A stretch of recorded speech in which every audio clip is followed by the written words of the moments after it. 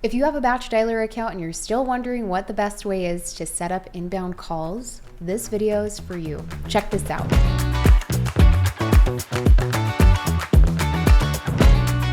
Something that is so overlooked, yet extremely important, is what will happen when your contacts call you back. We'll keep this video really short, but let us know down in the comments if you want more details on all the different options you can take advantage of. Let's jump into my account. Now, because there are so many different options, what you choose will really end up depending on how many people are on your team, what does your bandwidth look like, is it just you dialing, etc., etc. So I'll go through a couple different ways.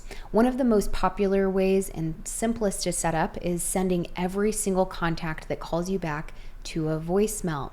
How you can get that set up is by clicking on your name in the top right hand corner of your account and then going to your settings and going to voicemail here on the left. All you have to do here is essentially create a recording that your contacts will hear when they call you back. Just like if I gave you a phone call and you missed it, I would hear your greeting, you letting me know, leave you a message, and anything else you'd like that contact to leave with you. So click on new voicemail in the top right hand corner and name your voicemail. I'm just going to name this voicemail July 23, just for example. You can name it whatever you'd like. Keep in mind, with the email for delivery, you will be getting notified in this email, so pick something that you don't mind getting notifications in. If you already have a recording in your audio library within your menu, great, you can connect it. And if you don't, all you have to do is click Add New. You can do a custom file if you already have something on your computer to upload here. You can record an audio clip, which is what I'm going to do. And you can do text to speech if you'd like as well. But I think recording it or your own voice is going to be the most personal. So we'll name this once again. We'll do July voicemail. Click record audio. You'll click the record button and you'll probably say something along the lines of a regular greeting you'd have on your own phone, but now referring to your business a little bit more specifically. Thanks for calling business name. Leave us a detailed message with your name, your number, and your property address. Something along those lines. We'll click record, say your greeting, click stop when you're done or pause it, listen back to it, make sure it sounds good and that you like it, and click save. You're going to save once more just to confirm that everything looks good, and that's it. Now you have a voicemail. All you really have to do now is connect it to your phone numbers, just like any time you would create a voicemail and make sure everything's working properly. So this is option one, is sending people to a voicemail. The nice thing with this is that anytime somebody calls you back, you don't have to worry about an inbound call interrupting your outbound flow, and you can get back to them when you have the time and the bandwidth. You'll get notified first off in your email for delivery that you attach to your voicemail, and also in this chat bubble in the top right hand corner there's a lead side, and this is where all of your incoming voicemails will live. So you can click on them and say, oh, John left me a voicemail. Listen to it here. You could even go to John's contact and give him a call back really easy. So now that you've created that voicemail, how you'll connect it is you'll go to phone system and to your phone numbers. And if you don't have phone numbers yet within your account, be sure that you're going to the help center to see those detailed videos and articles for all the different things you'll want to have set up to start making your phone calls. In reality, there's really only about 4 steps. But after you have your phone numbers in your account, you'll just want to edit the destination. This is something extremely important that you'll want to pay attention to. And if you're ever wondering what happens when somebody calls a certain number back, of course you can always test it by calling one of your numbers and seeing how that inbound call process goes and what will happen on their end. But just look at the destination. For example, if anybody called any of the phone numbers I have here within my Batch Dialer account, it's just going to hang up on them, which you never want to do. But you'll have the ability to change this. In this case, we just set up a voicemail, so I would change the destination on my phone numbers of my preference to voicemail as the destination. That's where I want my contacts to go. That's the destination I'd like them to go to when they call back. That's the whole idea. Think of destination as that.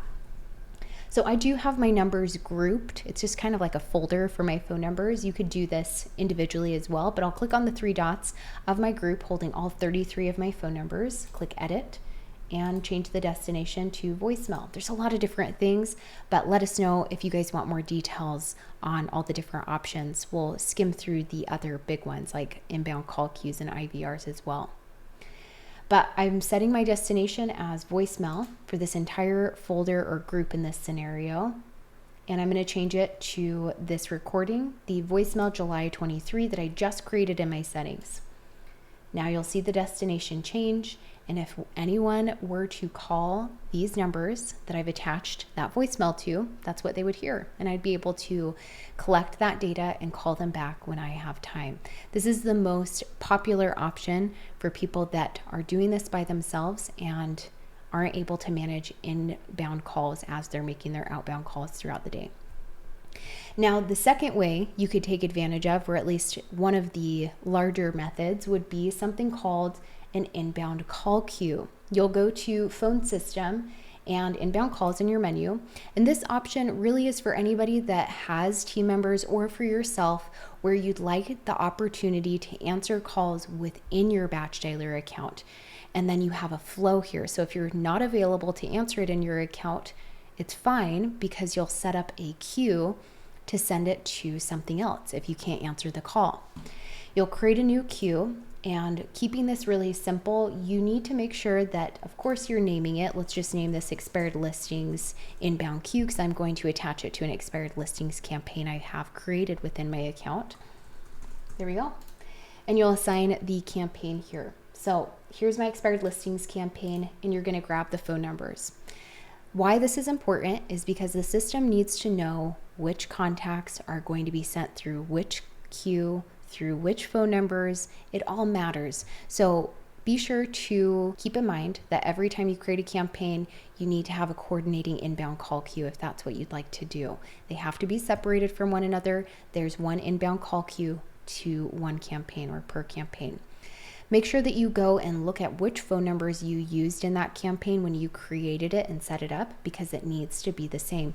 I already know that I used my entire group of Arizona numbers when I created my expired listings campaign, so that's why I grabbed that so quickly. But make sure you double check that. Now, the first step would be assigning agents where they can answer the inbound calls right within your Batch Dialer account. There's a couple things to keep in mind with this that I'll explain, but let's say I put myself and Jerry, and I put the ring strategy as round robin. That means when a call comes in, it's going to take turns on myself and Jerry, and it's going to be ringing the amount of time I have on the wrap-up timeout. I highly recommend you put both of these timeout sections at 5 seconds. You're either available to answer the call or you're not. And you want to move that call along as smoothly and as quickly as possible if you can't connect with the contact at that time. They're pretty much the same exact thing, so set them for the same amount of time. If Jerry or myself are not available, after 5 seconds, it will move on to the timeout destination. A really popular option for this is to send people to a voicemail, much like a regular phone call. If you called me, I didn't answer, you would go to a voicemail and be able to leave a message. So you could add that same recording or whatever you'd like so they can leave you a message. Now with the max ring time duration, it will wait this amount of time and move on to the timeout destination if you're not available. This is something that really gets missed, and you do have to be physically working on that campaign in coordinates to receive the inbound call in your account. Of course, there's so many reasons why. The system doesn't want to mix you up with a different campaign and group of people that are calling you back when you're working on a different campaign. So the only way to answer these calls in your Batch Dialer account, I'm going to open this phone at the top of the screen and join this expired listings campaign I have that I'm setting up the queue for. The only way I could answer it is if I was in available status, physically working on this campaign. Otherwise, if I'm at lunch or on break, the system will go to my timeout destination. Or if I'm even in available status but working on my vacants campaign, really keep that in mind. It's extremely important. So we'll go out of this campaign. And for the after hours destination, that's just going to apply to in your advanced configuration settings at the very bottom when you're creating a campaign. There's going to be hours you can set for the time zone. So you're not calling too early or too late or on certain days or what have you. So what will happen if it's after hours? Probably a voicemail. But there's lots of other things you could do. Maybe sending people to a campaign and having a nice organized campaign of people you need to call back. or whatever else you'd like. So take the time to go through all of these, but this is a basic and simple setup for an inbound call queue to first ring into you and your team if you're available to answer it in Batch Dialer, and if you're not, it just goes to a voicemail. This way you have a little bit of a journey instead of just sending everybody to a voicemail. You'll create the queue, and you should be able to test this by going to your phone numbers area and making sure that the destination reflects that queue. So we'll save it and go to our phone numbers, and there's my destination changed. If you're ever in doubt, just look at your phone numbers screen and test it. Feel free to call one of your numbers and see what your contacts will be experiencing. There's so many different ways you can take advantage of, and we won't have the time to cover the other feature of IVRs, but if you want to see that broken down or anything else within your Batch Dialer or Batch Leads account, drop a comment down below on this video and let us know what you'd like to learn more about.